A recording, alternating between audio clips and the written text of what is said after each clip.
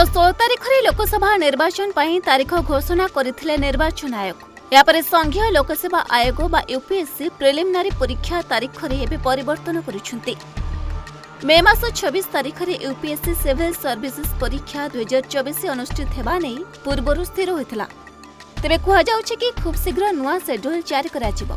तेबे आमे आपनकु जणाई रखिबो कि निर्वाचन तारीख घोषणा हेबा परे अनुमान करा जाउथिला कि प्रिलिम्स डेट मध्य बदली पारे आउ सतकु सत एबे प्रिलिम्स परीक्षा स्थगित होइछि। तेबे देशर 18तम लोकसभा निर्वाचन एप्रिल 19 तारिख आरंभ होई जून 4 रे फलाफल घोषणा हेबा। तेणु लोकसभा निर्वाचन अवधि मध्य यूपीएससी प्रिलिम्स परीक्षा पड़ुथबारु या छात्र छात्री उपरे प्रभाव पकाइबा नै आशंका रहितला। तेणु मे 26 बदल जून 16 तारिख रे प्रिलिम्स परीक्षा कराजिबा नै एबे निष्पत्ति निया जाइछि।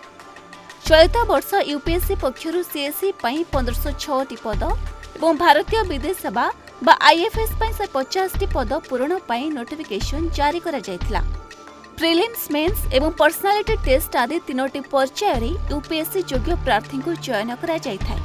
तेबे आपण जानिथिबे यूपीएससी दुनियार सबुठु कठिन परीक्षा मध्यरु अन्यतम।